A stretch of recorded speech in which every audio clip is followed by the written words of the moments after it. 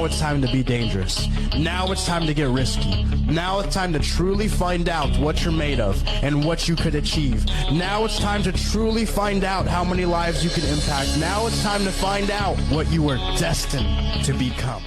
What up, Raw Minds family? I'm your host, Erick, and today we're sitting down with the man who's walked through war zones, built billions of dollars startups, mentored hundreds of founders, and dropped one of the realest books I've ever seen on how to master your life from the inside out. Hussein was born in Syria, built a business in Dubai, became a leader in Vancouver's tech world, and now is teaching people how to live with clarity, courage, and raw truth. His book, The Dark Art of Life's Mastery, isn't about chasing success. It's about facing your own shadows, breaking free from fear, and choosing your life on your terms. And when I tell you this man gets it, I mean he lives what most people are too afraid to say out loud. He's been broken, broke, burnt out, and still chooses to rise. And now he's here to drop some serious truth with you. So if you ever felt stuck, lost, numb, or something inside you is telling you to wake the hell up, well, this episode is for you and your wake-up call. And before we dive in, if you're feeling the mission, hit that subscribe, follow, like, and share this episode with someone who needs to hear it. And it's official. I just want to say, I forgot to say this in the last podcast. The hoodies, t-shirts, stickers, and a whole bunch of other stuff are in. So head over to rawminds.ca, check us out, and let me know what you think. On that note, let's get into it. Welcome, brother. How are you? I'm doing very well. How are you? I'm great, man. Thank you for being here, man. So right off the bat, I want everybody, like all my guests, I encourage them to plug everything. So right off the bat, please feel free to plug all your socials. Thank you. Well, you can find me at husseinhallak.com. That's the primary place you can find out about me. By the way, thanks for that lovely intro. It's so wonderful to hear it from you. It was so real. So husseinhallak.com, you can find me there. You can also find me on LinkedIn. Just search Hussein Hallak. And I'm also on Substack, husseinhallak.substack.com. So please connect with me. And your book too, right? Absolutely, yeah. If they go on husseinhallak.com, they can click and they can find the book, or they can search The Dark Art of Life Mastery on Amazon. Beautiful, man. And I just want to say, man, from everything, like, we had our pre-interview, man. I'm proud of you. I'm glad that you're here sitting with us, and we're here to tell your story and talk about your book too, man. So I just want to say thank you for that. Thank you for having me. So I always like to start off the podcast here and kind of, if you could take us back a little bit of the beginning of what was life like for you for growing up, and in how you kind of got to where you are here, if you don't mind getting in a little bit of that. Yeah, I mean, my earliest memory is me being at home and enjoying the cake and the gelato and all of the sweets that my mom used to cook.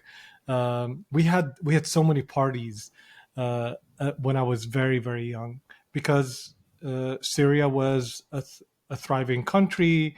My parents worked my mom was a teacher, my father worked as an employee, and the money was enough. But then the 80s came around and all of that money didn't matter, because the 80s brought sanctions to Syria. And I remember vividly standing in line to get tea, to get rice, to get sugar. We had coupons. I remember the coupons, and like, depending on the number of family members you have, you'll have your portions assigned to you. We would stand in line to get tissue boxes. It was crazy. And for me, I didn't know anything else. I would watch things on TV, but it wasn't like TV was all the time, and it pointed out to, let's say, the discrepancies. It was very, very controlled, and there were some times where we saw, a movie here, a movie there, but that's about it. So that's the life I grew up in, and I knew, and all I knew is we could hardly make ends meet, but my parents, for some reason, they always had people at home. And I remember wondering as a small kid, like, we barely have, food for ourselves. Why are Mm-hmm. those people coming in? um, but my parents always were hospitable. They were always having people at home. Anybody who knocked on the door, they get to stay. They get to, eat with us, and they were my victims. I would practice on them. I would show them my latest toys when I was younger, and I was growing older. I would play guitar, and kind of they were the audience of all of the mess that I would play, and the things that I would show, my art and stuff like that. So that's kind of like how life was. And about the early 90s is when Syria started to open up again, and we started having mini marts, and you could buy things right off from your neighborhood, instead of going and standing in line forever to get bread or stuff like that. And that's when I was kind of coming out of age. I was going to university, and I started working, and it I hit it off. Like I started getting more money. I made more money than my parents ever could, and I helped with the family. Good for you, man. Good for you. And at what moment did it crack you open to made you say, "I'm not living like this anymore"? Like, what was the wide awakening point? I don't remember. Like I hated how my parents didn't do anything to change. I looked at other people that at the time, all I could think about is what I had, and what I didn't have, and what other people's had. Like, I'll give you an example. I always say this thing. I go to friends of the family, and some of them had money, and I would go in and I'd find, like, they have Coca-Cola, they have Mars bars, they have everything that they wanted. Their fridge is full, and I was like, and it's not that I felt the difference, as in like why we didn't have money. I just wanted to experience what it's like to have anything I wanted in the moment. It was just because for me, having a Mars bar took 2 months of waiting until a friend of the family who I liked him a lot. He would come in, and he would always bring a Mars bar with him for me. And me and my sister would kind of fight over it. And that's, I mean, it's a Mars bar. It's a simple thing right now. We take it for granted. It's like, these are the things I wished for. A drink, I would like a 7-Up or something, wait for several weeks to be able to enjoy one of those.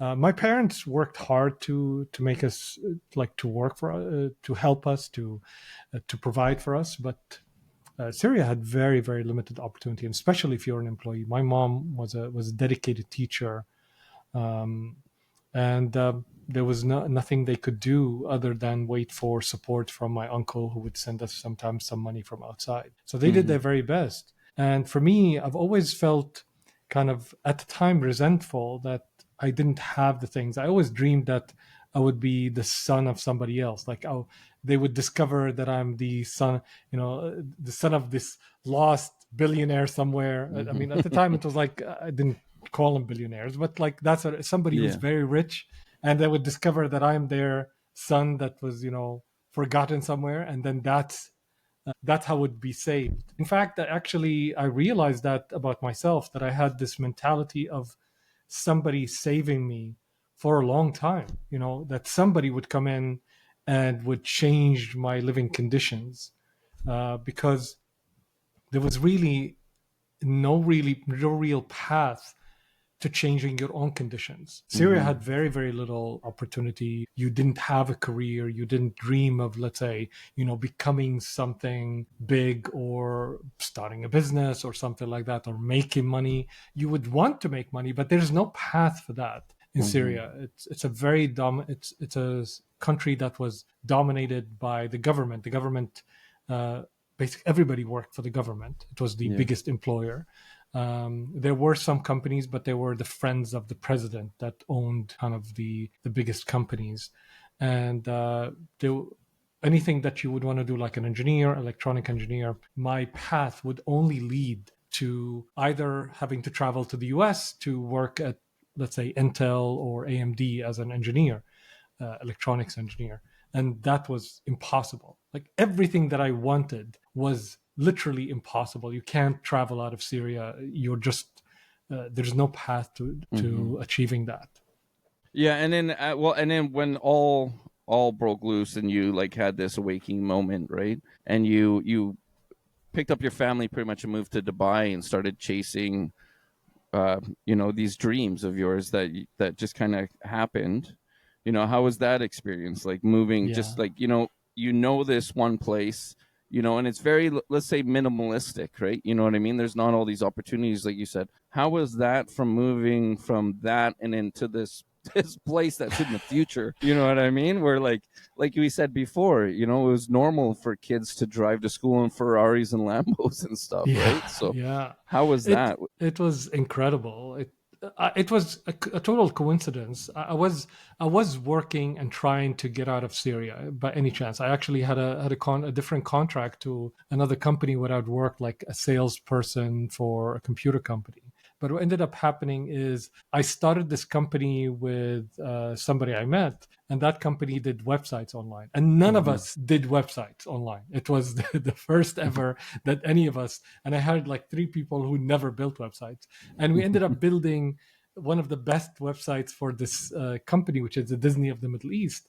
And that that company ended up acqui-hiring our team. So basically they bought out the company, they hired the team, and they gave me a position in Dubai. Wow. In fact, at the moment they didn't give me, they said, we'll take you in. And I said, listen, I'm going to Dubai. If you want me, you have to give me a position there. And they didn't even have their offices ready there, but they still gave me a position because they didn't want to lose me. So I ended up traveling to Dubai. It was surreal because Dubai was the opposite of everything in Syria. It was highly advanced. It's all highways, the latest cars. Cars in Syria were all old. In Dubai, there were all Ferraris, Porsches, and stuff like that. Yeah. There are malls and all the latest advancements, and like you can buy music. I went to the Virgin. I think I spent most of my time at the Virgin Mega Store because in Syria, all the music were kind of pirated music, and whoever came from outside, let's say traveling, would bring some CDs with them and they will copy them, and that's how you get your music. There wasn't like you catalog that you can see. So I landed there and I was hungry. I was hungry for everything that Dubai had to offer. And I wasn't married at the time. I didn't have a girlfriend. So all I did was spend time at the mall. I would go to work, and at work we had a lot of very, I would say, wideband internet. So I spent a lot of time there. I would go there early. I would go there like 7 a.m. and work there until late in the evening. And then I would go to the mall and I would watch 2 movies a day because I was Back like to back? so, yeah, exactly. I was so hungry for all the experiences I could have. And it was the first time I had a credit card, because in Syria you don't have banking, you don't have credit cards. So I spent uncontrollably. So I kind of welcomed life with all that it gave me. So it was a great time. However, the first few months I struggled a lot in Dubai. I landed there, and I landed there in February. March is when that was 2003, the Iraq war happened. So that completely shut down the region, and the company couldn't transfer salary to me. So here I am in a new city, and I'm being paid more than I've ever been paid in my life. Salary of an engineer in Syria is $100. I was being paid $2,000 at the time. I was out of my mind. It's like, okay, this is like the most money I've ever had. Yeah, definitely. Yeah. So it's like, and here I am in just about to start, and I don't have money, and I reached points where for several days I wouldn't have money to eat. Luckily I ran into a childhood friend that actually lent me some money, and I could buy, because I spent days where I'm like a loaf of bread and some olives, and that's what I would do. And I'm sitting in the city of luxury, and I'm supposed to be in this new job, and I still have to show up for office, and I couldn't tell anyone like, hey, I'm hungry. and I don't Yeah, have, yeah, because they are my colleagues, and they don't know me yet. So yeah, it was these kind of experiences. Nothing can prepare you to or for, and because you're not expecting them. You're sometimes they hit you when you least expect them. yeah. That's what happened to me, and I can tell you, like I think by 2008, 2009, I felt I was ready for everything, but I wasn't. Yeah, I feel you. I mean, I can't imagine, like, coming from Syria and then coming to Dubai and then just having everything at your disposal. You know what I mean? Like what Yeah, it's like me taking my daughter to the candy shop for the first time. yeah. You know what I mean? Just wanting to grab everything. And like how was like when you said like it was hard for you to eat because you didn't have the money and stuff at the time. How was that affecting your mental health? Was it hard on you, or did you kind of power through it, or You'll laugh at me, but in Syria we don't have such a thing called mental health. You're either crazy or yeah. like mental health was not something you would engage in with. Of course, I was impacted, but you didn't Yeah. think like, what is my state of mind? I was like, I'll tough it up. I'm a man. I should tough it up, and you don't complain. Like my parents didn't know at all. Nobody knew except my childhood friend, and he didn't know like what was going on. I just said, hey man, I need some money, something. Nobody, well, Yeah. you would hide everything. I think up until maybe 2009, when I started opening up about the shit I had to go through Mhm. throughout these things. But at the time, you tough it up and you're a man. Like Yeah. you don't tell anybody, and you're okay. Like whatever happened, I'll survive. That was Yeah. my mentality. But Yeah. internally, I was alone in this hotel, and I was like lonely as hell, and I didn't know what to do. I like literally, what can I do? Yeah. I can't go back. I don't have the money to do anything, and I felt very stuck, And scared, and I bet too. Like and yeah. not like fear is in like but like just scary cuz you're alone. Oh, You don't I have was very yeah. scared because what Yeah. would it mean? Would this continue? Especially because you can't control. I mean, war is, I wouldn't say natural to that part of the region, but it always, you're not shaken by the fact like there's another war in the region. We're always Yeah. at war. Syria Yeah. was at war with Israel. There was always, there was the first Iraq war happened in 1991 or 1992. I can't remember. That's like the first Iraq war. So there was always kind of these kind of things happening in the region, Mhm. and there was that build up towards the Iraq war. They're talking about weapons of mass destruction and all of that. So you kind of knew it's coming, but you don't know how it's going to impact the region. That's the thing. Mhm. It's not the war itself; it's how it impacts your life. So I didn't expect that I wouldn't have my salary, like Yeah. because I just started, and that's kind of, I think, the worst of it. It's kind of like being presented with food and you're so hungry, and then the food is taken away before you take the first Yeah. first bite. Yeah. It's like, I wish you didn't even Yeah. present it to Yeah. me.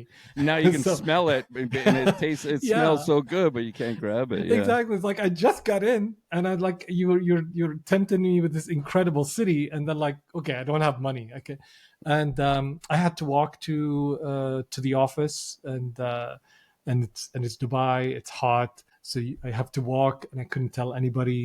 Yeah. So it was all these things that it was so lonely because I couldn't tell anybody. Now I'm more, I would say I'm more mature right now. Like if I'm feeling something, I will tell somebody, and that Mhm. solves a lot when you're able to express what you're going through. But to put on a face that everything's okay, and especially in the Arab world, we have something called about saving face. You have to put on, no matter what's happening, you can't show something different because it's seen as a weakness, or even with the whole mental health movement, you're a man at the end of the day, and showing Mhm. weakness means you're less of a man.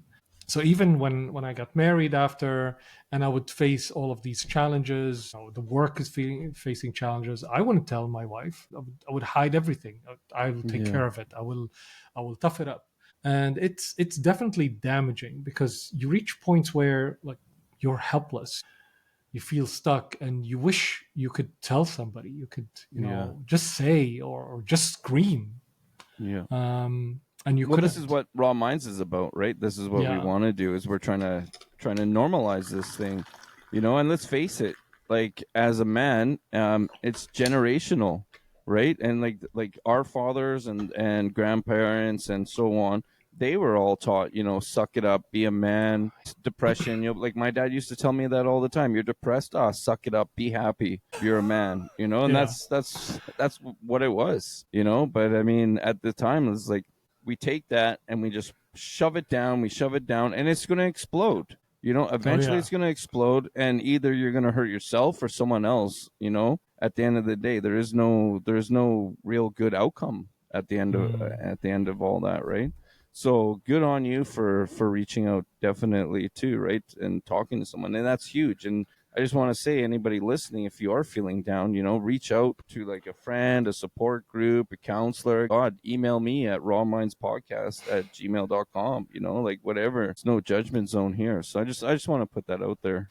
hundred Um, I, I, percent. I want to get into your book a little bit. What does the dark art actually mean to you? And like you actually, even before that, so you moved to Yeah. Vancouver, and then that's when you started writing your book, or did you start writing it in Dubai? Actually, let's get to this first. Yeah. Okay, yeah. So for me, I started writing this book after COVID. So I moved to Vancouver in 2014, after spending 11 years in Dubai. I enjoyed Dubai thoroughly. It's a brilliant city. It has so much to offer. But one of the things that we're missing in Dubai is nature. Mm-hmm. So Dubai is a desert. It's beautiful as a desert, but I hate the desert. It's Wrong nice. place It's to live, then. yeah, it's nice. It's nice to kind of look at, but it's I loved winter out of Damascus. Damascus had a lot of greenery before it was there was a lot of kind of destruction, as in like the city or the concrete kind of jungle took over the let's say the greenery that is out there. It was Mm-hmm. it was known to have, it's surrounded by something called Ghouta, which is kind of like almost like a jungle, but it's one of the richest soils in the world. So I miss that, and I miss being able to drink from the tap in Dubai. You can't do that. You're always drinking water from the bottle. You're always in air conditioned, atmosphere. You're always at the mall. So while I enjoyed a lot of aspects of that, I craved something more. So Vancouver was brilliant in that. When I moved here, every day, I think, still till today, even a little bit less, but still till today, I walk out and oh my God, the air. I mean, and it's the simple things. In Dubai, I lived in a villa. I had an expensive car. I wore suits all the time. So I had let's say, the appearance of, let's say, a successful life. But I would trade it all for, a few seconds of fresh air, the Mm-hmm. ability to drink fresh water from the tap, things that I took for granted when I was younger, and I craved when I was older, and only when I moved to Vancouver I realized how valuable these simple things in life. And I'm thankful for that opportunity, of course. And that's, I think, where I love my life, because I got the chance to experience those ups and downs. Um, Mm-hmm. but throughout that, in Dubai is where I got, my son was born, my daughter was born, I got married there. I lived some of my formative years. I built a brilliant community, built several companies, built most of my companies in Dubai, actually, and won awards, worked with some of the largest brands in the world, all of that. So it was its own kind of the most productive time of my life, that I worked so hard, and achieved so much, and then moved to Vancouver, and, and I had to start all over again. You pick one of the most expensive cities in Canada to live in too. I had no idea that was the case. I was like, because for us, it was like, okay, we're going to Canada, but okay, so we have, Toronto, Vancouver, snow, no snow. Okay, definitely no snow. Yeah. Because I mean, Damascus is a cold, has cold and hot. But generally, we rarely get snow. We get sometimes snow on Christmas. We get in the New Year. We get some snow, but we don't get snow like Canada snow. And I said, like, I'm Yeah. lazy, so I'm not gonna shovel if my life depends on it. Yeah. The I hear idea you. of getting out of home and to shovel like the snow off your car to be able to drive it, like I'm not going anywhere. So we chose Vancouver, and not only chose Vancouver, we ended up in West Vancouver, which is the most expensive city in all of North Yeah, I was America. gonna say that. And we had no clue, because what my wife did is she said, we're coming here and we are dedicating our lives for the kids. So the first and most important thing is to find the best school. And the best school at the time, elementary school, was in West Vancouver. So she chose the school first and then everything else around it. Now, what that meant is that we didn't have the money to rent like an apartment that fits all of us. So we rented an apartment that's one bedroom and a hall. So four of us lived in one bedroom and a hall for 4 years. Now, before that, in Dubai, we were in a villa. We had a maid. We had 2 cars. And here we are in one lousy apartment, old building, and with all of our stuff that came from Dubai. So we're living with our stuff on top of us for 4 years and walking everywhere. But we loved every minute of it. Now, I didn't love that the apartment was small, but everything else, I loved it. Well, the journey, right? It's about the journey and what you went through. And I mean, look at you now. You know, you had to go through these things in order to get to where you are today. And I'm a big advocate on that. You know, everything in your life happens for a reason to put you in the seat right now, talking to me, you know, on Raw Minds. You know what I mean? And all the things that you've done in your life, right? If one thing was off 1 degree, you would be doing something else. You know what I mean? So yeah. So good for you, man, though. You know, and like I said, like those are things. Thank and you. You know, sometimes we have to go through these struggles and hard times to show us what we want and what we don't want. Yeah. You know? Definitely. And that's pretty much your story right there. You know what I mean?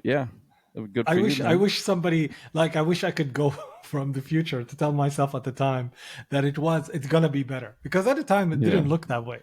I landed in Vancouver, and here I am, an accomplished person by any measure. Let's say, not. I mean, I was full of myself for sure, because I had several agencies and I worked with some of the top brands. I was like, this is gonna be a walk in the park. I'm going to show up. I'm going to show them how awesome I am, show them my resume that is this big, and they're going to be blown away. And it's going to be easy. It wasn't easy. It was the worst, because I would go to network. Well, the first thing is the culture clash. And the culture clash, Dubai is a very busy city, and it's like it's always on. So you could easily have, you know, we would be talking right now, and we would say, well, let's have a coffee, and we go out like at 10:30 in the evening, and we'd have a coffee. I mean, like a business coffee, not like, you know, going out. Crazy. A business coffee. You'd sit down and you're discussing business as if it's like 3 in the afternoon or something. Crazy. So it has that kind of culture, and it's always on. The malls close at 12, and the cinemas are open until 3 in the morning.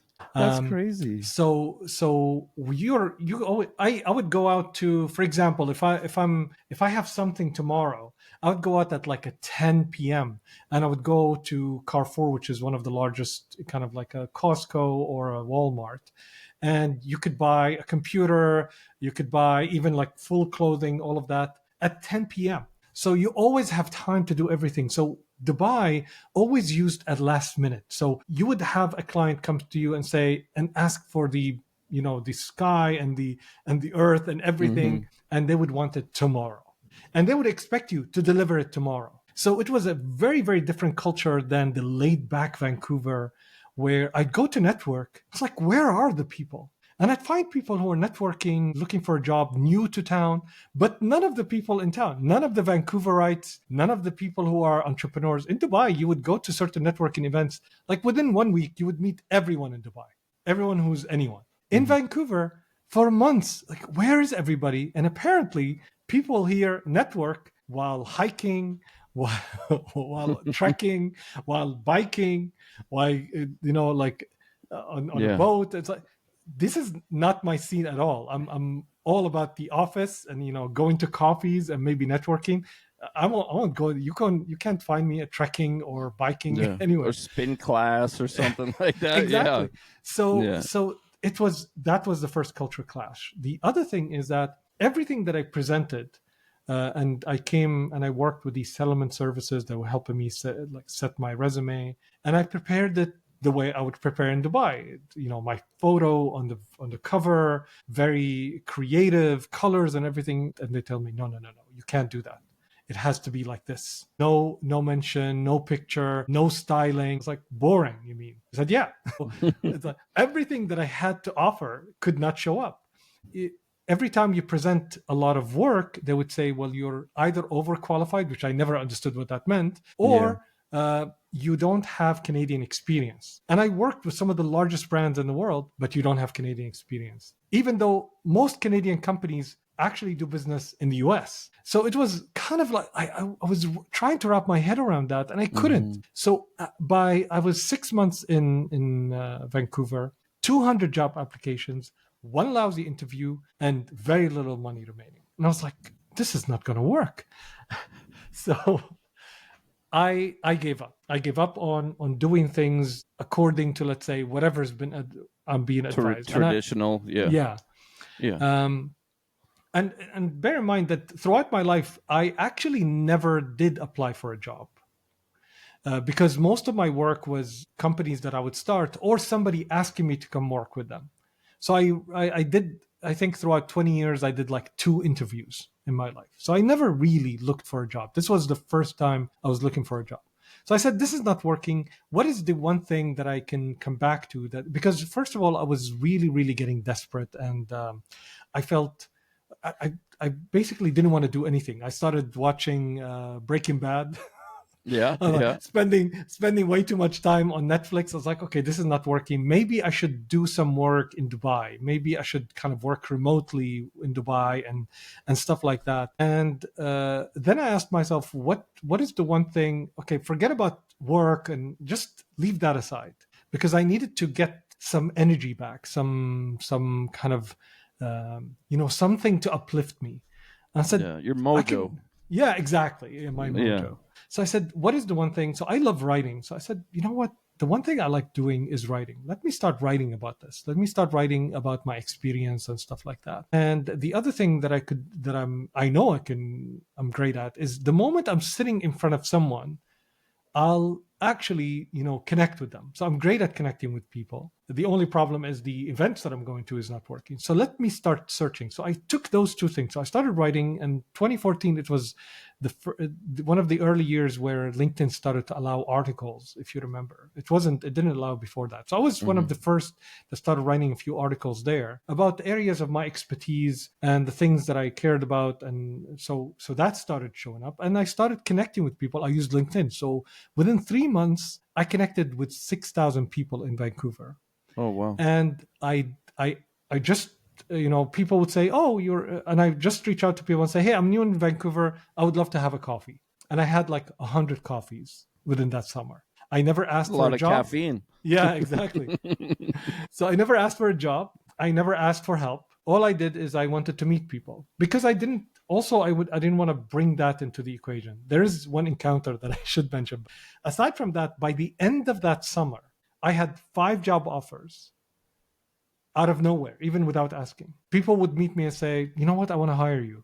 Because I realized one of the things that I realized is that 40 to 50% of all job openings are never announced. Mm-hmm. So people are looking for people, but they don't announce it. It's not like in the job word of mouth usually, or something like that. Yeah. So when I reach out to someone and they're an entrepreneur, because most of the people I connected with were investors or entrepreneurs, they would say, hey, your history is interesting. Let's talk. And I had the job that I accepted was with one CEO that the moment I met him, he said, listen, my agenda is clear. I want to hire you, but let's get to know each other. I was like, okay, great. I won't say no.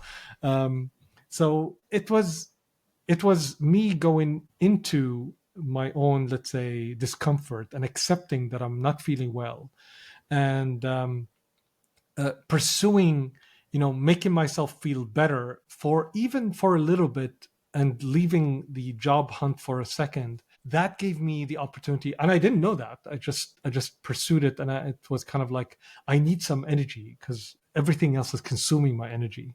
And that gave me my biggest success at that year, which is finding a job that I could thrive in. So that's kind of the lesson for me. It's like, okay, what if I do more of what I love? And that actually, because by the way, before coming to Vancouver, I was like that. From 2009 till 2014 in Dubai, I focused completely on doing the things that I love and pursuing my passion in work, and that ended up opening huge doors for me. But when I moved to Vancouver, I don't know what happened, but kind of like, does it happen to you that you are sometimes in the zone in the game and something knocks you off your game, and then you hang on to the things that if you thought about it and if you evaluated it, don't work, but you hang on to it because like they are the usual things that everybody would do. So that's what I was the first 6 months. Yeah, go ahead. Just like a relationship. It's just like a relationship. So say, you're with someone, and without that relationship, you're with them for a long time, but then, you're not getting along with them, it's getting very toxic, but you're holding on to that person because you still see them as the person that you first met. So it's kind of like that. Like, this is my analogy. Yeah. And that's how it is. So you don't want to believe that this person has changed. And that's why I say a lot of times in like relationships is you gotta, after you break up with someone, you got to mourn them like a death almost. You know what I mean? Because you got to say, okay, the person that you love, the person that you fell in love with or liked or whatever it may be, that person is no longer anymore because you don't have those feelings for it. Because let's face it, people change, right? At the end of the day, people grow, people change. Yeah. And I mean, sometimes, things just don't work out. And how I say it, go ahead. Yeah, and how I say it is like you gotta really mourn them like they're I know it's kind of gruesome to say, but dead. You know what I mean? You got to mourn them like that. Like, you got to cut that off and move on because that person, and this could be work-wise, friends, it works in every aspect. That person is dead that you worked with or loved or whatever, and they've changed. And a lot of people just hold on to that because as human beings, and I think I've even said this on the last 3 podcasts that I've done, is we want certainty, right? As human beings, we want to know the outcome of everything. It's all certainty, right? Yeah. And that's what it is. So then we hold on to it because we feel that comfort because that's what we know, and we're scared to go because we don't know the certainty of what's going to happen next if you leave that person because it's comfortable. What is it? I forget the word. I have actually a book on it somewhere, but familiarity. Yeah, it'll come back. No, we're it's not Misery Loves Company. Where you're I can't even think of it right now. It'll come to you. Yeah, trust me, this happens all the time, and all of a sudden, out of nowhere, I'll just say the words. Great. Yeah. That's what's interesting. What you said, it was almost like my relationship with my old self was like that. So I'm glad you mentioned that because what I had is I was coming to Vancouver, a new city, new opportunities, but all I had to bring is the old me, and I wanted everything to work as it worked for the old me. The me I was in Dubai. So I had to change, and I had to become the new person. In order for me to start a new life in Vancouver. But I didn't want that. I want to hang on to that part of me, like my history, all of my accolades. And it was painful that Canada didn't recognize that. And that's how I even was like, okay, why can't people, recognize how awesome I am? And nobody gave a shit. Yeah. Well, I mean, and it's Vancouver too. Let's face it. Like, everybody wears blinders here. You know what I mean? Everybody wears, like it's a lot of people. We live in a beautiful place. I mean, you can go skiing in the mountains and then swimming in the ocean in the same day. You know what I mean? The greenery. Yeah. And then you drive a couple hours away, about 4 hours away, and then you're in the desert, if you want that desert. And I know you don't want to go there, but no. But But I'm saying it's a beautiful place. But Yeah. I just find that, like, it's very expensive, and it really affects Vancouverites, and it detaches people from who we should really be, Mm, like, that's me personally, I feel. And I think then it ruins a lot of relationships that could be and have been as well. I don't know, interesting. that's what I find anyways for Vancouver, a Yeah. little For bit. me, I was getting to like to know the city, and I love the city. It was Hmm. just that it didn't correspond to me. It's like you're saying, and in a way, it's like like a new girlfriend, and it's like I went from the new girlfriend what I got from the old girlfriend. Yeah. I went from Vancouver what I got from Dubai, but Vancouver Hmm. is no Dubai. Yeah. So until I got used to how Vancouver works, and what Vancouver's nature and culture and how people are here. Like for example, I sat down with a billionaire, and I had no clue he was a billionaire. Now in Dubai, if you have $100,000, you would tell the world. But the way you tell the world is with everything that you're wearing. You Mm. will have the Mont Blanc pen, you will have the suit, the Armani suit, or whatever it is. You'll have Wait, the the pen? car. A pen? Yeah, yeah, like the Mont. Are you familiar with Mont Blanc? No. You seen like it looks like it's this. It looks like a piece of snow, Okay. or the logo. It's a very famous, I think, French kind of. It's like Gucci or any of those, Okay. but Yeah, it's yeah, famous yeah. for wallets and pens, and so in Dubai they love it. If you have Okay. money, or if you If want it's to show money, that you have yeah. money, you actually, because the pen would be like $1,000 or something like that. Like Yeah. why would I buy a pen for $1,000? But Yeah. that's how you show that you have taste, style, stuff like, because it's important. Dubai is all about media appearance. Dubai is Status, right? exceptional. Yeah, it's exceptional in that game because it's a small city in a corner nobody knows. So it had to create for itself all of that presence. There's nobody in the world that doesn't know Dubai and doesn't want to go to Dubai. That Yeah. is the game. So the game in Dubai is the advertising, the show off of things. So everybody plays the game because the city is like that. It's kind of like if you go, I think if you go to New York, you will notice that if you walk down, like let's say Fifth Avenue or let's say Wall Street, how people are dressed. It's kind of like Vancouver. You would walk in Burrard Street. You would Mm-hmm. see everyone wearing these suits Suits and stuff. because it's all lawyers and bankers and all of that. But in Dubai, it's all of people there. In fact, if you go to a meeting and you're not well dressed, they won't meet with you. Really? You would have to be very well dressed because it's a sign of respect as well. So it has a different culture Mm. around that. So here I am sitting with someone having having lunch, and I'm wondering who's going to pay for lunch. Someone that I kind of met on LinkedIn, and he said, "Oh, let's meet up. You have an interesting profile." And I come to ask him, I was like, "Okay, what are you excited about? What did you do last week?" Like just having a conversation. And that was at the time when I'm still, looking for a job and kind of running out of money.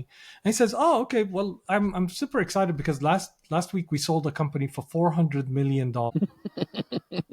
My jaw, I think this is how I looked. That's how I think I looked. Now I don't know if I Yeah. looked like that, but that's how I felt. Like I had to kind of like, Hook everything back yeah, inside. Yeah. exactly, like put myself back together. So it's like, because I couldn't wrap my head around what it meant to have, like, what is $400 million. Like up until then, my biggest the company my biggest failure was $1 million. $1 million is like $50 million here. $1 million in that Hmm. part of the world. As I told you, as an engineer, we get paid $100. I Yeah. used to Yeah. save I used to save half of my salary as an engineer to be able to buy a couple of books to read them. Crazy. That's how I think. So Half of the imagine the salary. difference. Wow. Yeah, imagine the difference. Yeah. And the first two thoughts in my head, okay, I should ask him to give me some money because he's not gonna miss it. He's not gonna miss Yeah. $100,000. Yeah. Yeah. Like You just got 400,000 so or the 400 and million or whatever. Yeah. yeah. So and then the other thing is like, maybe I should ask him to give me a job. Thankfully, I didn't ask for any of those. I asked for something more important. I asked the three most important questions that actually changed my life in Vancouver. I asked him, who do you think I should meet? So we had a great conversation. He's a great guy. We're still friends, actually. In fact, up until COVID, we were every year we'd have lunch together, and what turns out, like one thing that actually turned out to be really funny is that the company that I ended up working at, he's one of the investors there. I didn't know that, but Oh, wow. him and some people would be walking in, and the CEO's coming to say hello, and they would come and say hello to me. And the CEO's like, "You arrived yesterday. How do you know these people?" And it's just because like you go network. So this guy, I come and ask him, and I say, "Okay, who should I network? Who should I meet?" I didn't ask him, "Who do you meet?" I said, "Who should I meet?" Because he's someone who's very well connected.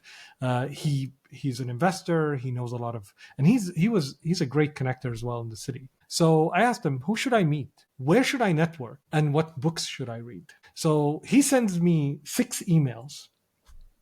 2 of them, I think, or 3 of them introductions, and then the other 3, introducing me, like giving me some links to where I should network and stuff like that, and a couple of books to read.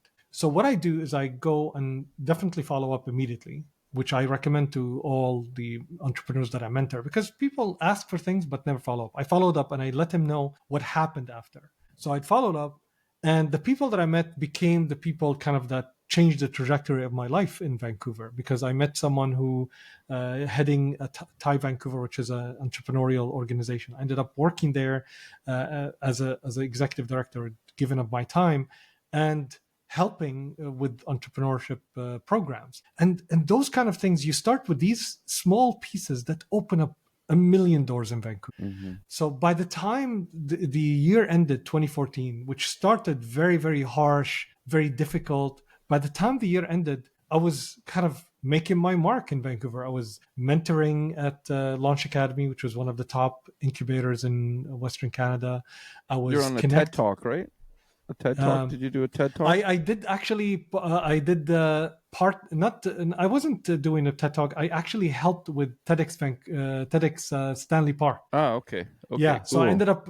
One of the things that I realized that because I love to give, but in Vancouver there's a lot of areas where you can kind of give your time, and apparently not everyone does it. So I was like, okay. And I made an agreement with my wife. I said, listen, we want to build a life here. And anyway, it was like 1-bedroom apartment. So it wasn't like something to come back to you. So I would spend as much time as possible outside. So I would finish my work and I would go to Launch Academy and I would help there, and I would go to other events. So I was everywhere.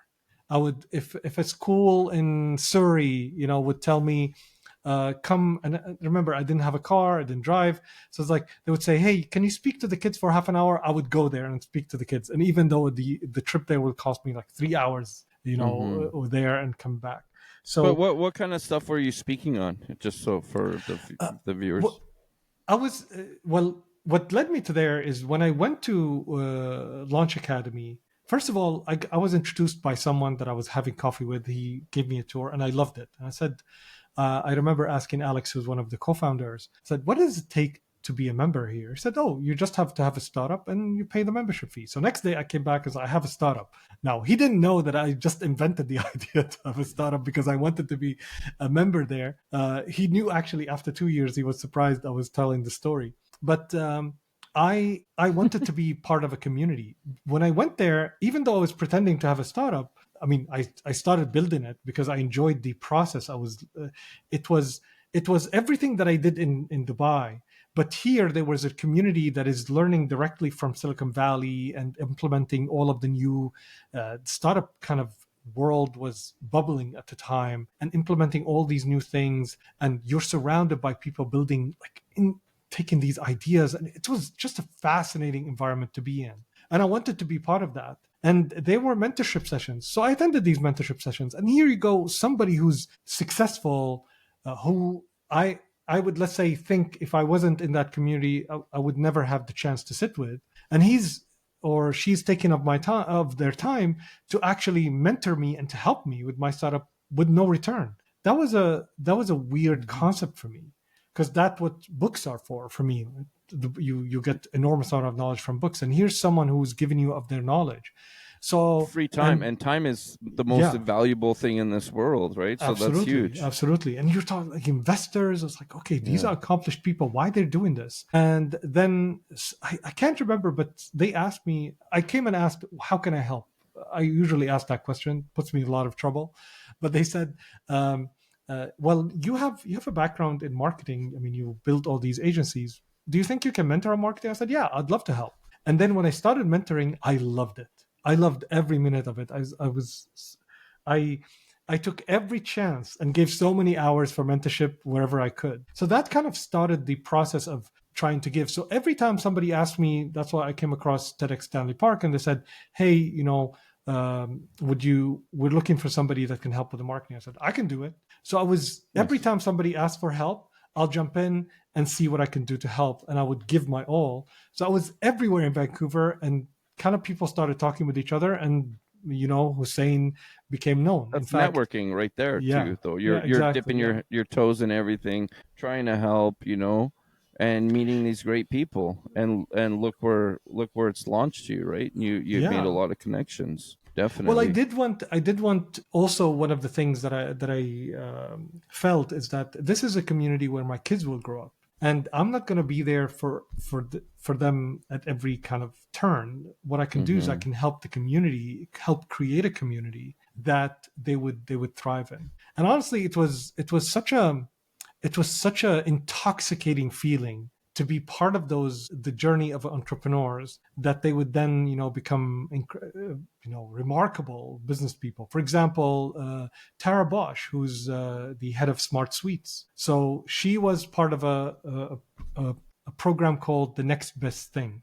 Is that the one And that's without sugar? Is it the Smart yes, Sweets? The yes, one? Yeah, yes, yeah. exactly. Okay. So Yeah, she was yeah. part of the next big thing. So, and it was Ryan Holmes, who I can't believe that I got the chance to meet him, because when I was in Dubai, I used Hootsuite, and I had no idea it was a Vancouver company. And Crazy. and here I am, like working on something that Ryan Holmes put together, and they were collaboration with Launch Academy, and we ran our program. Tara Bosch went through our program. She was my student, and in Crazy. 4 years she was like, you'd hear she sold her company for $370 million. Insane. And here's this young entrepreneur who's starting from her grandmother's kitchen. Lovely story, brilliant person. And within 4 years, she's somebody who's creating jobs, changing markets. Like, that was the feeling, that you could be part of that journey, Hmm. was intoxicating. I loved it. I love to, because you never know. You have people who starting, sometimes their ideas are silly. Like her idea is like, oh, I'm doing gummy bears without sugar. Like, it was like, where would that go? You wouldn't Yeah. in And a then boom. lifetime think hundreds of millions of dollars. Like, yeah, that's an idea of hundred. Nobody Well, would know that. look at these. And I'm gonna say it. I'm gonna knock it, and I don't care if you like them. But look at these labubus, man. You know those labubu things? Those little like stuffed animal things. Oh, okay, yeah, the ones that are Yeah, blowing up right now. yeah, man. Those things sell for like $100. You know what I mean? And Yeah, some you never guy know. is sitting there, and he's just laughing. Like selling these Yeah, little things, man. Like it's just a piece of material, with some plastic on it, man. you And never it know. just blew up, man. This Yeah, is crazy. You're right. You don't never know. yeah. That's wild. So it was wonderful to be there, and be, and at the time, Launch Academy was really like the proverbial corner. They're like, everybody who comes into the city will come to Launch Academy and start asking, even if they're not members. Launch Academy had always their door open. It's a nonprofit. We always had events, the community's there. So it was like the joy of my life, to the point that within 2 years, the founders came and asked me, it's like, Hussein, will you become the general manager? Oh Because I wow. was literally living there and working there. Like, I was doing the Hmm. work. They just kind of decided to pay me. I actually took a pay cut to move to Decided to pay Launch. you. Yeah, I Yeah, mean, like, yeah. obviously I they didn't understand. No, ask for the I work. Yeah, no, I understand what you're saying, yeah. but yeah, yeah. So it was like, I became the general manager, and we were like very small team doing a big impact, and it was very fulfilling. It was one of the only probably times that I thought I could do this forever. Like, I would Mm. not. There was not one dull day, because you're surrounded with these incredible entrepreneurs. Vancouver is filled with remarkable entrepreneurs who are onto something, building something. Also, Vancouver is, everybody is very down to earth. Like, you'd meet someone and they just exited, a company or sold their company to Apple or something. And they're like, hanging around and like, trying to help. And so I love that energy. It created really something unique. And we became part of it. In fact, me and my wife, we ended up leading a startup weekend for several years, helping the community. We led the young entrepreneur program. So we did everything we could, and we took our kids with us wherever we went. Wow. So they learned a lot as well. They were young. My daughter was like 6 or 7, and my son was 12. So they learned a lot, and they kind of grew up alongside the community. Beautiful. Teaching them young too. That's definitely very important. Yeah. Right. That very important. Good for you, man. Good for you. So are you running courses still? Is that what you're doing? And with, yeah. Right now I'm planning to. So we built the course for with Launch Academy and for Launch Academy at the time.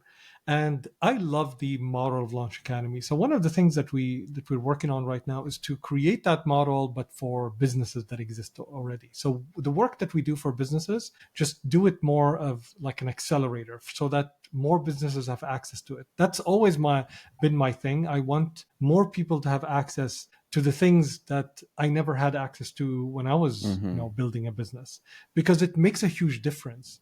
Some of my biggest failures is because I didn't know, not because I made like genuine mistakes. It was more like I didn't know what I was doing, and I had very little access. And No even though guidance. today you have ChatGPT, you have Google, you have all these books, a lot of people still don't have access or don't know where to start and how to navigate all of this. Like in my time, there was lack of access. Now you have overwhelming access, but also you need like how to navigate. Well, and that's like just like ChatGPT. If you don't do the prompts the proper way, you're missing out on all this information that it could be giving you. So that's exactly it. It's like there's too much information now, and that's the scary thing too. Is like, since there's too much information, now you're getting fake information as well. People are putting up there too, right? Yes. So then you got to be very, very cautious of like, what is real and what isn't. You know what I mean? So that's just 100%. another thing. Yeah. With everything good, there's always, I always say, and I truly believe it, everything in life has a yin and yang. Everything in life. There's a positive to a negative to everything in life. Like you said, all this information, but now it's too much information that you don't know where to look, and it's saturated. And sometimes, the information that you're looking for is not even true information, right? So you got to fact check that shit right away. Yeah, it's incredible. Yeah, go ahead. But I do want to, I know we're getting here, but I do want to talk a little bit more about your book. We kind of skimmed over that, but I think this is very important. I think I want people to know about this, man. Yeah. So well, Kim, go ahead. Yeah. You had a question? I was just I was just gonna ask. Yeah, so how did it So you said you wanted to write, right?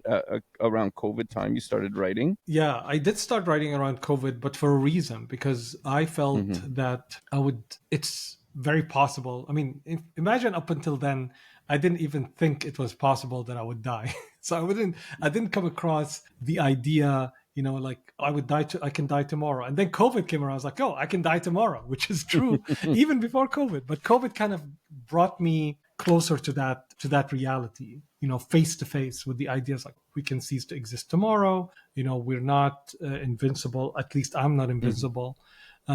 So I was very worried about leaving my son and daughter without something that can compress all of the wisdom and knowledge and the troubles and the kind of failures that I've been through while getting here. And I felt like that would be, if I was to stay alive, that would be kind of the things that I would impart on them, my wisdom. This is my job. My job is to guide them through life so that they make their own mistakes. They don't have to make the mistakes I made. It's like a blueprint. Yeah. A blueprint to your legacy, I guess you could say. Yeah. And also I felt responsible somehow for the people I didn't get to mentor. Like, I love entrepreneurs, and I believe entrepreneurship can really build a new world. So part of it might sound like weird for some people, but for me, it was like a mission that the more entrepreneurs I could help, the more entrepreneurs I could help to build great businesses, the more the world will be a better place. And it's far better than trying to, change the world myself. This is how I change the world, by helping other people change the world and accelerating their journey and, helping them avoid certain failures. So I felt also that the book will be kind of like a mentorship session, or a mentorship conversation with people that I can never get to meet. So that is how it started. And I started writing, and it took me 4 years. The book itself took a couple of years to write, but then I wanted to work with an artist, because I had this idea that I wanted the book to be. You to got have some art in wicked it. drawings in there, man. You got some. I was gonna touch on like that. them? Yeah, you got some. I really like the Yeah. style, the art of it. Really good. Yeah, Really good. Antonio I Piede. just got goosebumps, man. I think it's great. That's I think it's awesome. great. The artist name is Antonio Piede. He's a Portuguese artist that I met over, what is it? I think Freelancer. So Freelancer is a website just like Fiverr and stuff like that. So I'm Okay. searching, and I really liked his work. And I said to him, hey, I like your work. And I want to commission you to do the art, but I want you to like it. So I want you to see if you connect with it, because I want you to draw the art without any kind of direction from me. Mm-hmm. I want you to draw what you feel. So I gave him the book, and he read it, and he said, I love the book. And he showed me some sketches. I was like, okay, you got it. And that took a couple of years in the making to get to where it is, because Did you just give him it though? Did you just give him the book and be like, draw what you think should be there, or did you give him? Oh, okay, cool. No. So it's all organic. Yeah. I wanted his style. I didn't want him to draw something for me. I wanted him to express how he felt about a certain chapter with his style, because that's what I wanted the people to, when they reading. That's beautiful, man. I love. Thank you. I love the most. One of the most amazing conversations I had were in an art gallery or a museum. You'd be walking with someone, looking at the art, having a conversation, stopping, going. So I wanted the book to have a certain feel where you're reading something. Maybe the art stops you, maybe the topic, maybe both, and you can open at any chapter and just enjoy the art. And that's what you need. So it was kind of like that.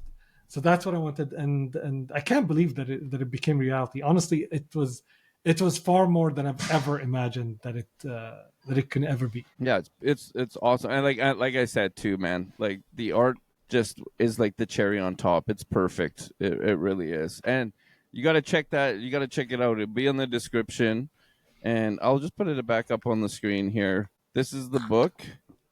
So you guys check it out, the Dark Art of Life Mastery, and you can find it here. But you guys, it's good. It's good. I do want to say, sorry, I kind of lost train of thought there. What did writing this book reveal about yourself? I never thought of that. I think, if anything, this is probably, I wouldn't say just writing this book. Writing this book actually did help, but the idea of taking an idea of mine from, let's say, from just an idea of writing a book to writing a full book, and the book to be what this book is. Because I hated every book that I wrote before this one, and I threw them away. I wrote like 4 books. And most of them were knowledge, whatever. It's not even the writing. It's just that at a certain moment, I didn't identify with it. And this is like, for me, like a painting, this is my work of art. Mm-hmm. I basically selected every word of how it went there. I didn't just write. I kind of like had the book, if that makes sense. Yeah. It was your love, it's you. A piece of you is that book. Definitely. Yeah. Definitely. And I didn't care by the time it was finished. I didn't care what like whether people bought it or not. Please buy the book. But I didn't care if people bought it or not or anything. Yeah. But the idea that I took something from zero to completion, because listen, in the startup world, and in the business world, there are certain events that kind of couch the experience. The moment you have the idea, the moment you launch it, your first client, fundraising if you're in the startup world, then the exit or selling your business or retiring. And that's kind of the full journey. You never really have that in business, especially if you started like 22 businesses. Most of the businesses I started either ended in failure or I basically left them for another business. It never really came to the point where, here's concluded the journey of a business, if that makes any sense. So this was the first product, if you wish, and most of my businesses were me building for somebody else. So it wasn't like my product. Yeah, This was the first product that was from inception to delivery mine, completely mine. So I think that's also something that I didn't know that it would feel like this, because I always I kind of got used to building something. But I think now that you're asking what it teach me, it taught me how much I love this. At the end of the day, I'm a product builder. I love ideas and seeing them manifest and become reality. And I keep finding these kind of things. And I want to do a shirt. I want to I have, where is it? I have this hat. I used to write. This is I would write and I would make certain things. So I love taking an idea and seeing it into reality. Just like this. Yeah, exactly. I love. I mean, I love everything about Raw Minds. Thank you, man. So, this was. It taught me about myself that I love that, and it taught me as well that I can. This is. I think everyone faces this. You ask yourself, even if you've done it in the past, can I do it again? And if you haven't done it, can I do it? And this book taught me that I can. Good. Yeah. I it's hard to explain to somebody that when you're seen as a success, a lot of people come to me, young entrepreneurs, sometimes students, and you can see the look in their eyes. It's not like ego from my side, but you can see the look in their eyes that they look up to you and say, "Oh my God, what you've achieved," or people see an article that are written and it's like, "Oh my God, you're an amazing writer." And to them, you have reached a point. Because how do I know? Because I have people like that. I look at them and say, "Oh my God, I wish I could be at that position." But if there is anything that I've learned, is that the people who are in that position, because I am in that position for many people, just like many people are in that position to me, in the sense that it's a position, let's say, advanced in life or achieved. In my position, I'm not present to that at all. Like I'm not, I'm not in, "Oh my God, look at what I've accomplished." I'm like worried, but can I still do it? Do I still have it? It's, and every I look at everything as a validation. Like if it worked, I was like, I still got it. I can still do this. And if it doesn't work, it's like, maybe I lost it.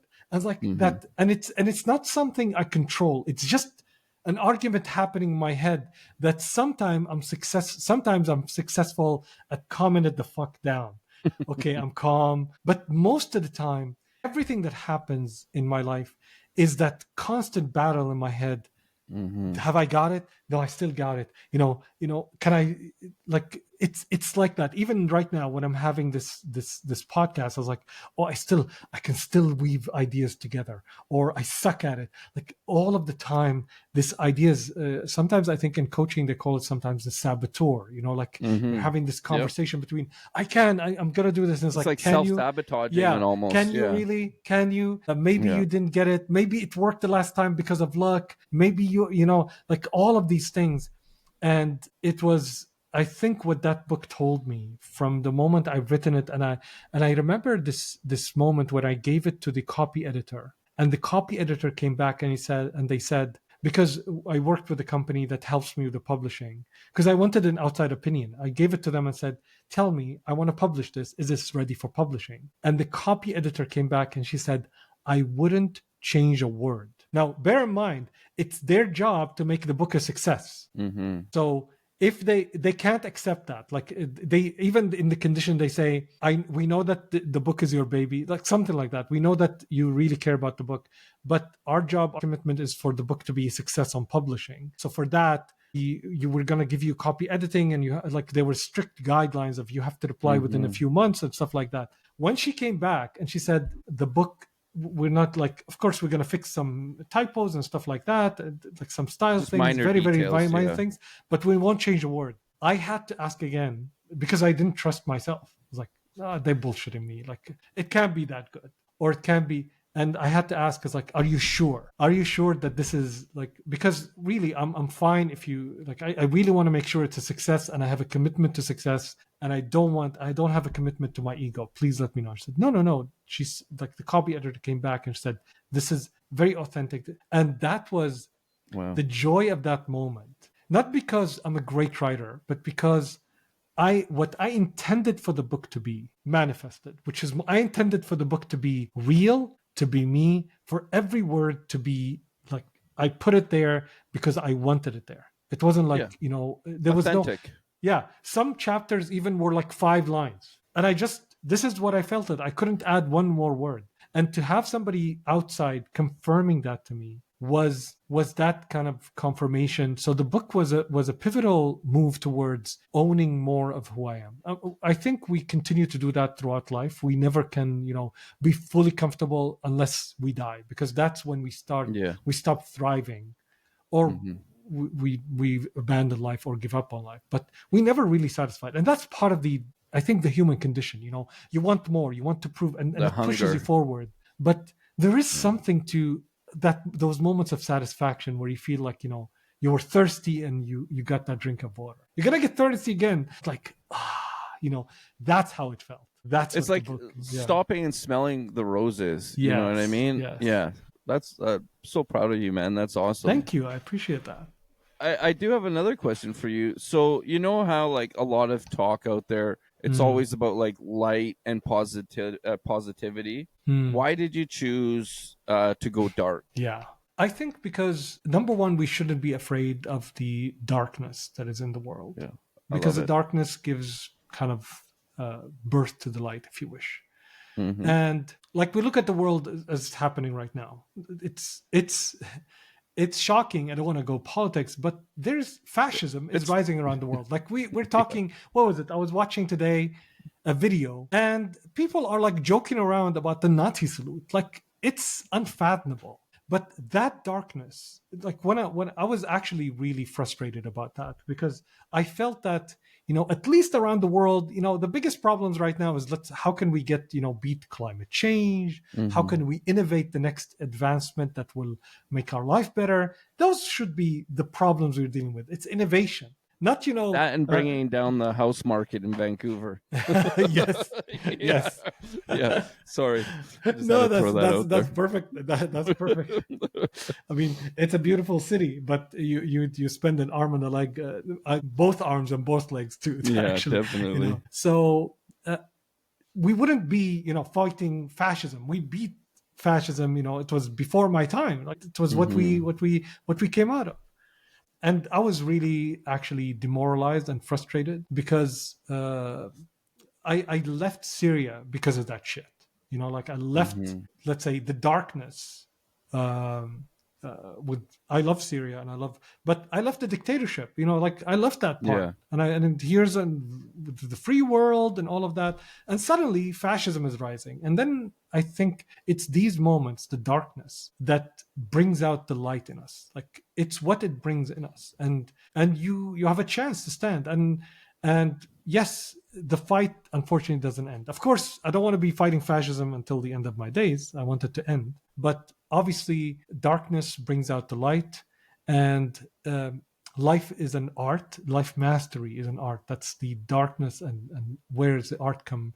Because it's not the process. It's not 1, 2, 3 leads to 4. That is a boring life. These are things that we take them for granted, and we work on them, and they're wonderful because they work. But that's not where the joy of life is. That's probably where the substances, the base of life is. But then you want the joy of life. And the joy of life is from art, from culture, from the conversation. Because art is a conversation. It's somebody sending something your way and seeing what it elicits in you, what it inspires in you.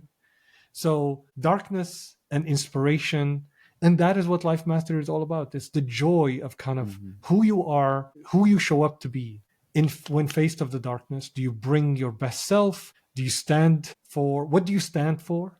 And then what sort of creation do you bring to life? That's the art. What do you say? What is it that you want to leave?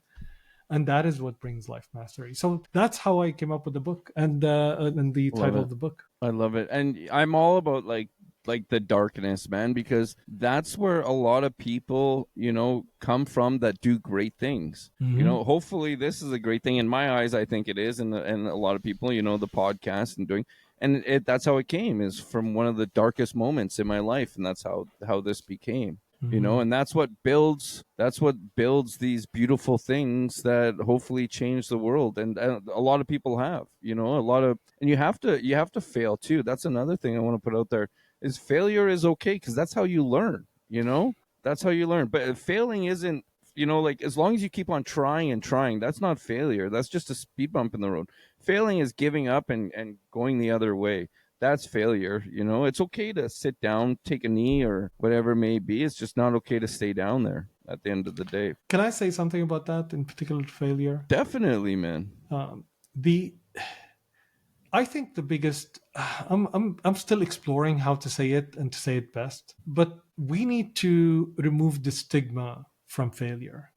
We are a culture that right now built on the idea that anything like failure is stigmatized. And the reason it's stigmatized, for a good reason, like, you don't want to fail as a doctor, you don't want to fail as an engineer, because that kind of, costs a lot of lives. And that's why these disciplines have processes, procedures, certificates. They invest a lot in making sure you do the right thing as much as you know. But I think as people, we kind of mixed all of these things up. We treat other things like we treat those things. So for example, in school, everything relies on how well you do in the test and how you answer the right answers. Whereas true learning in life comes from, exploring the things that you don't know and learning through different ways. And in fact, it's actually when you fail is, as you said, when you learn the most. So failure is not a failure, actually. It's the process of learning. Failure is learning. Yeah. So we call it failure because now we have to have these unifying concepts across different industries. But failure as a doctor is not the same as failure as an artist, for example. Failure as a doctor means, there are dead people. Failure as an artist means, like, an artwork that didn't sell. So it's part of, you have to fail as an artist because the first artworks will never sell and they look like shit. Because that's how you learn. Just like when I played the guitar, it's all failure until you get the first piece. Like, there's no success along the way. It's all failure. Success is like these, what is it? Like hitting the right chord at the right thing, and then and it's all annoying and destroying. Like, anybody who hears the process of success as a musician, it's all failure along the way. So if you start thinking about it like this, it's part of the process. You start kind of thinking that in order to get one hoop in, you have to be willing to throw 10 and miss. This is just part of the process. So it's not like how to deal with failure, is that failure is always happening. What can I learn from it the most? How can I use it? Is it failure towards a goal that I'm going after? Like, so for example, if I'm failing as a guitarist and I want to become a pianist, that's a horrible thing to fail at, right? Yeah. Because I want to be something else and I'm failing at, and I think that's where that's true failure. Because if you're, for example, that's what we call sometimes like a dead-end job or a life that you don't see where you're going. So if you're failing, then it's going to impact your mental health, because you're failing and you're never going to progress. Because that's not what you want. What you want is something different. So isn't it better to fail at the thing that you want to be good at? Yeah. Because even if you fail there, not every company is going to become an Apple. Not every guitarist is going to become Joe Satriani or Richie Blackmore. Not every band is going to become Metallica, you know. So what you want to do is, but at least you're in the field that you love. So even if you're failing in that field, that's joy. The pain that you suffer as you're trying to learn becomes joy because it's in the direction of your dreams and the direction that will bring you joy. And that is I think the pain that we suffer while we're the people we love is different than the pain we suffer when we're people we hate. I mean, even joy with the people we hate or we don't like, hate is a big word. So it's like, oh my God, how can I get out of here? I know, like, I'm surrounded, I'm in a great place, we have great drinks, but I want to be with someone else. So this is, I think, if we start seeing things a little bit differently, and it's not just playing around with words. I'm not saying let's not name failure as failure. Failure is still painful, but if we start seeing it in the right context and start separating different kinds of failure than each other, I think we start living life in a different way. And what is life, or what is our perspective of life, is if not something of our own making. Yeah. So if we start playing around with changing perspective, with understanding, telling ourselves a different story, things might change very much so for us. Well, I mean, I agree. That word is thrown around very loosely, you know, and like you said, there's different things. Like failure in a doctor is on a different scale than, like you said, failing in art or whatnot may it be, right? And like, here's a thing that I've said too is, like, imagine you riding a bike. How many times did it take you to ride a bike? How many times did you fall over and fall on the ground, get your knee scratched? But you still picked up that bike and you still learned how to ride that bike. You know what I mean? And it's about like that. Like, you got to take life into that. Like, hey, yeah, you're gonna have some scratched knees along the way, maybe even a broken arm at that point. You know, who knows? But at the same time, you're still not gonna give up. You still want to ride your bike. You know, and it's you got to think of it like that. Like, just, it's all part of the process. You know, it's all part of the process, and that's how you learn. You know, you learn. And also in relationships, that's how you set boundaries too, you know, and that's how you learn from each other. You know, you set boundaries. I'm not saying it's failure or not, but I mean, you're setting these boundaries because that's what you like. Reach them first, before you set them, right? So that's I think that's, exactly. Yeah, exactly. You're gonna basically step on some toes before you learn, like, how to walk. Yeah. It's exactly. I do have, like, I know we're kind of near the end here. I do have some a couple questions that I'd like to ask. Please, just at the end here. I hope you're enjoying the conversation. I was like, love it, man. With you, man, I want you to come I'm back. talkative more than ever, and I do like to talk. But with you, like, these are good questions. Please, I like it. You know, this is a new friendship here, and like I said before, I'd love to talk to you offline and maybe set something. We'll go have a coffee, man, and network, like you said. Who knows, right? It's all about networking, 100%. Buddy. I would like to say though, where I had a good question here. I have it written down here. Oh God, where is this now? Oh, yeah, okay, here. So, if you could leave only one message behind for your family, or you have a son and a daughter? Or is it just a son? Yes, son and a daughter. Both, and a daughter. Yeah. What would the one message be that you could leave behind for them? Don't wait for someday. Live in the moment right now. It's like I was working. My son wanted to go university, and I asked him, what do you want to do? And he said, well, I'm gonna become a computer engineer, work for 10 years in, you know, startup and the tech world, make a lot of money, and then go pursue my art. And I was like, how do you know things are going to go like that? Why wait until then? If you want to pursue art, pursue it now. Because then, like, you would have, how do you know? Maybe you wasted your time. You may get an accident and your hand is, you know, impacted and you never can draw. Never wait for someday. Whatever you're after, do it now. Even if you have 1 minute. Yeah, living in the moment, for sure. I love it. What a great answer, man. What a great answer. Thank you. Well, I just want to say, man, once again, thank you for coming out. I really appreciate even just meeting you. You know, it's really good. Now you have a new friend in Vancouver. Thank you, man. I appreciate it. Can you plug again your book and all the stuff one time where people can reach out to you? So The Dark Art of Life Mastery, you can find it, I think, on all kind of shops, Barnes and Noble and Amazon. Go to Hussein Hallak for all the things that I do. and you can search me on Google. I think there's only one other Hussein Hallak, which is a scientist somewhere in Israel.